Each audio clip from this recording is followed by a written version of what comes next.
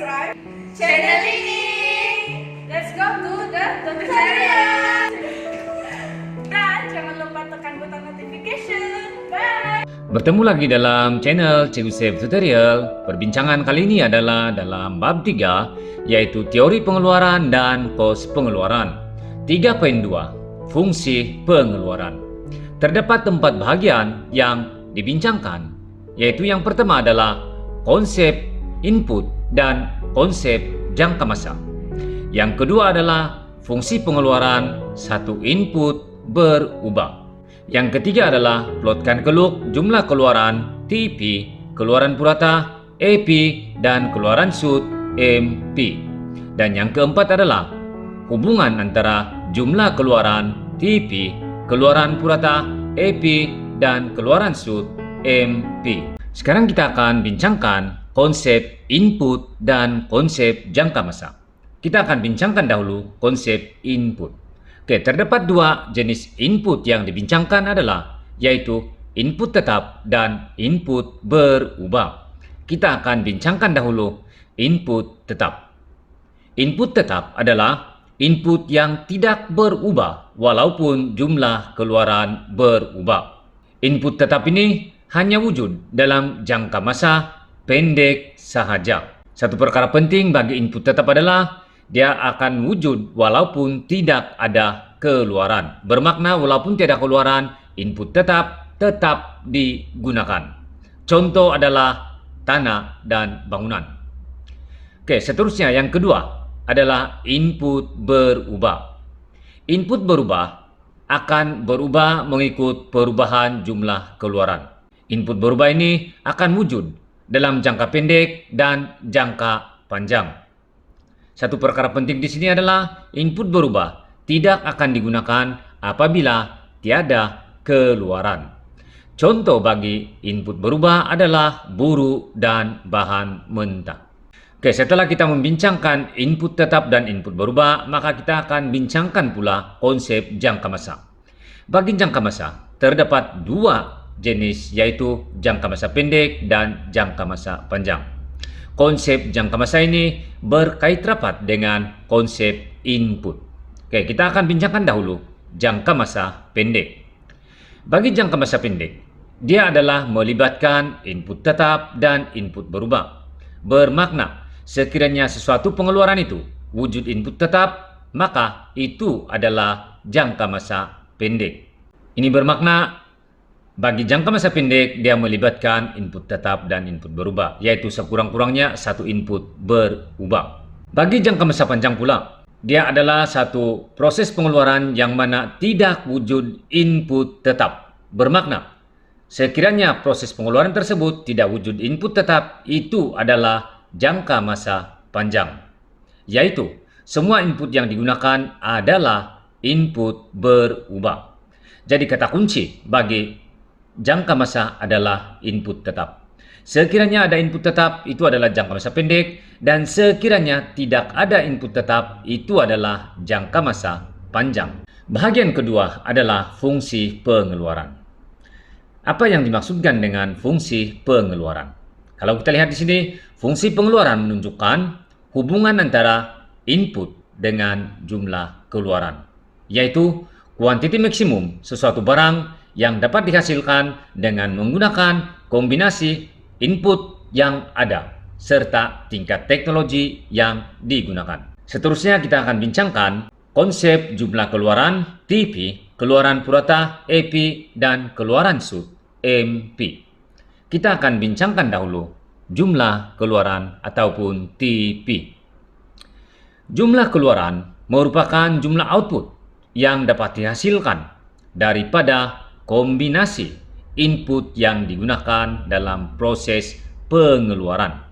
Setelah membincangkan jumlah keluaran, kita akan membincangkan pula 2 konsep, yaitu keluaran purata AP dan keluaran sud MP.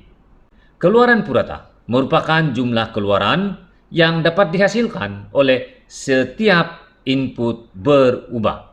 Dan keluaran purata boleh dihitung dengan cara keluaran purata AP bersamaan jumlah keluaran TP dibagi dengan jumlah input berubah. Seterusnya adalah keluaran SUT MP. Keluaran SUT merupakan tambahan jumlah keluaran kesan penggunaan satu input berubah ataupun kesan penambahan satu input berubah. Keluaran SUT dapat dihitung dengan cara keluaran SUT MP sama dengan perubahan jumlah keluaran dibahagi dengan perubahan input berubah. Untuk mudahnya, bagi penghitungan jumlah keluaran purata dan keluaran SUT, kita akan bincangkan melalui contoh pengiraan dalam jadual. Sebab ini akan membolehkan kita memahami dengan lebih mudah ketiga-tiga konsep keluaran tersebut. Sekarang kita lihat jadwal yang diberikan.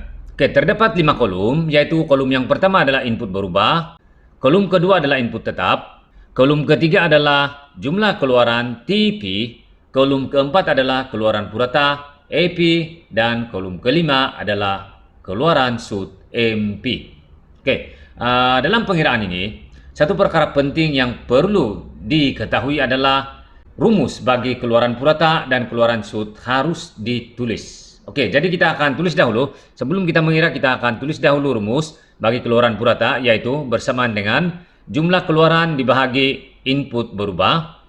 Manakala rumus bagi keluaran SUT adalah perubahan jumlah keluaran dibahagi perubahan input berubah. Sekarang kita lihat kolom yang pertama, input berubah, buruh. Bilangan input berubah adalah 0, 1, 2, dan 3. Manakala bagi input tetap, nilai dia adalah tetap, yaitu 1 bagi sepanjang proses pengeluaran. Manakala bagi jumlah keluaran TP, ketika tiada input berubah, yaitu input berubah bersamaan dengan 0, maka jumlah keluaran adalah 0 ataupun sifar. Seterusnya ketika input berubah adalah 1, maka jumlah keluaran adalah 6. Dan seterusnya apabila jumlah input berubah adalah 2, maka jumlah keluaran yang dapat dihasilkan oleh sebuah firma adalah 14. Dan ketika jumlah input berubah bersamaan dengan 3, maka jumlah keluaran TP adalah 24. Dalam contoh pengiraan ini, cikgu hanya akan bincangkan sehingga 3 input berubah sahaja. Dalam contoh ataupun jadwal yang seterusnya, maka bilangan input berubah adalah lebih banyak. Cuma untuk contoh ini, supaya lebih mudah dan lebih cepat kita bincang, cikgu hanya akan bincangkan input berubah sebanyak 3 sahaja. Sekarang kita akan hitung keluaran purata merujuk kepada rumus, yaitu jumlah keluaran dibahagi dengan input berubah. Ketika input berubah bersamaan dengan 0, maka kita tidak perlu hitung keluaran purata. Hanya tulis di sana, tandakan dash di sana. Begitu juga dengan keluaran SUT, tidak perlu hitung ketika input berubah sama dengan 0. Kita akan hitung ketika input berubah bersamaan dengan 1. Ketika ini jumlah keluaran adalah 6, maka keluaran purata adalah jumlah keluaran bahagi input berubah, yaitu 6 bahagi 1 bersamaan dengan 6. Seterusnya ketika input berubah adalah 2, dan ketika ini jumlah keluaran adalah 14, maka keluaran purata AP adalah 14 bahagi 2 bersamaan dengan 7. Dan seterusnya ketika input berubah bersamaan dengan 3, jumlah keluaran adalah 24, maka keluaran purata AP adalah 24 bahagi 3 bersamaan dengan 8. Sekarang kita akan hitung pula keluaran SUT MP, yaitu tambahan dalam jumlah keluaran akibat daripada penambahan satu input berubah.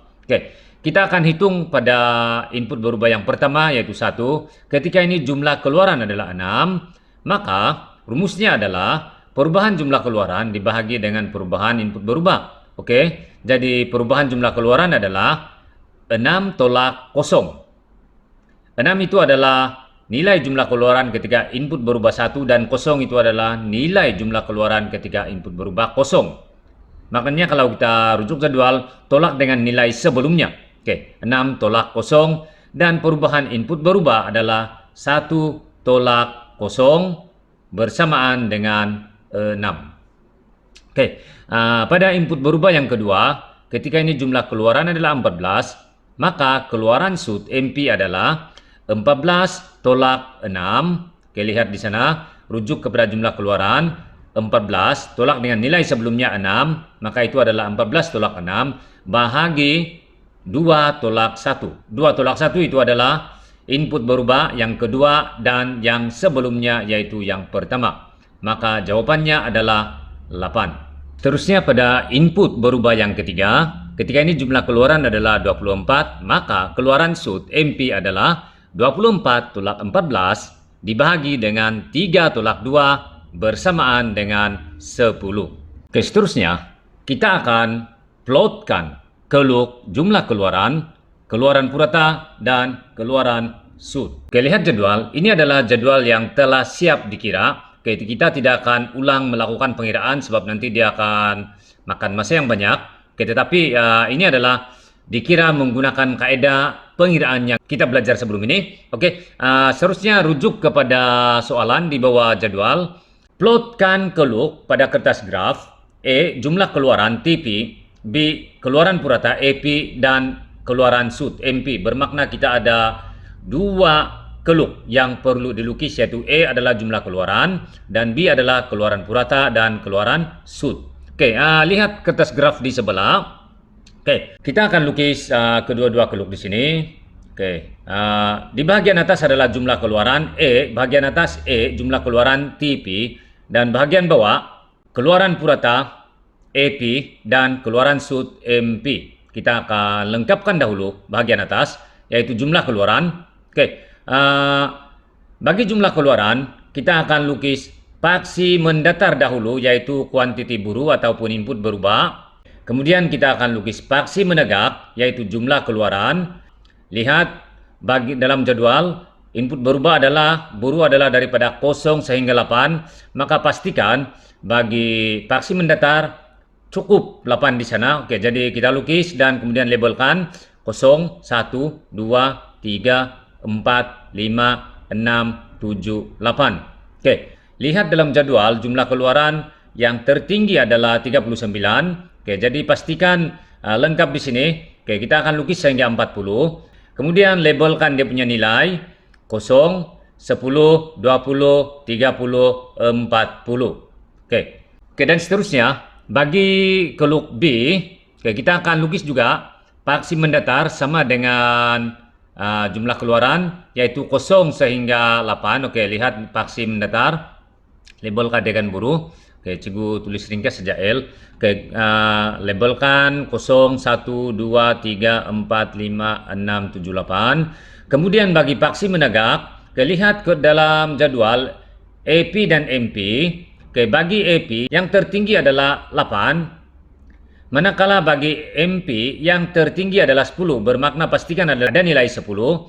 Dan juga bagi nilai MP ada negatif, yaitu negatif 2, bermakna bagi paksi menegak ada nilai negatif. Oke, sekarang kita akan plotkan. Jadi kita akan plotkan dahulu jumlah keluaran. Lihat rujuk jadwal. Oke, dalam jadwal kolom ketiga TP 0, 6, 14, 24, 32, 37, 39, 39, dan 37. Oke, jadi kita akan plotkan dahulu. Oke, tanda pangkah ketika tiada input berubah, yaitu input berubah bersamaan dengan 0, maka jumlah keluaran adalah 0. Ketika buruh sama dengan 1, TP sama dengan 6. Oke, pangkah di sana. Kemudian buruh sama dengan 2, TP sama dengan 14, tanda pangkah. Kemudian ketika buruh sama dengan 3, TP sama dengan 24. Kemudian ketika buruh sama dengan 4, TP sama dengan 32. Oke, pangkah. Buat tanda di sana. Kemudian ketika buruh bersamaan dengan 5, TP sama dengan 37. Ketika buruh sama dengan 6, TP sama dengan 39. Begitu juga ketika buruh sama dengan 7, TP sama dengan 39 juga. Dan ketika buruh sama dengan 8, TP bersamaan dengan 37. Oke, lengkap di sini pangkanya, titik-titik. Oke, kita akan sambungkan. Oke, lihat di sini dalam peperiksaan kena guna pembaris. Oke, jadi sambung satu-satu titik. Oke, daripada 0 kepada 1, kepada 2, kepada 3, kepada 4, kepada 5, kepada 6, kepada 7, dan kepada 8 kuantiti buruh. Oke, kita sudah sambungkan dan kita boleh nampak di sana satu keluk yang kita labelkan TP ataupun jumlah keluaran. Oke, seterusnya soalan B yaitu keluaran purata AP. Oke, bagi keluaran purata, rujuk jadwal dan kemudian kita plotkan pada kertas graf. Oke, buruh sama dengan kosong. Oke, kita tidak hitung, jadi tidak perlu buat apa-apa di sana. Oke, kemudian ketika buruh sama dengan 1, AP adalah 6. Oke, plotkan di sana buat pangka. Kemudian buruh sama dengan 2, AP sama dengan 7. Ketika buruh sama dengan 3, AP sama dengan 8. Begitu juga ketika buruh sama dengan 4, AP juga sama dengan 8. Kemudian ketika buruh sama dengan 5, AP sama dengan 7,4. Oke, buat pangka di sana labelkan. Ketika buruh sama dengan 6, AP sama dengan 6,5. Ketika buruh sama dengan 7, AP sama dengan 5,57. Dan ketika buruh sama dengan 8, AP sama dengan 4,62. Oke, sekarang ada 7 pangka yang kita sudah plotkan. Oke, jadi kita akan sambung buat satu garisan gunakan pembaris daripada 1 kepada 2, kepada 3, kepada 4, kepada 5, kepada 6, kepada 7 dan kepada 8. Oke, jadi kita boleh nampak di sana suatu keluk dan labelkan keluaran purata atau AP. Kita sudah plotkan keluaran purata, sekarang kita akan plotkan pula keluaran sud. Oke, ketika buruh sama dengan kosong maka MP tidak ada nilai, maka biarkan, tidak perlu plotkan apa-apa.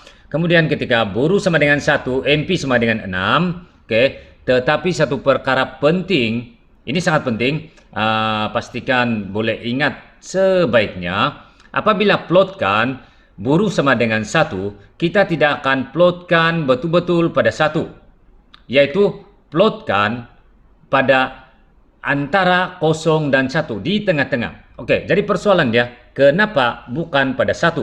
Kenapa di antara kosong dan 1? Sebab ini adalah perubahan. Ini adalah perubahan.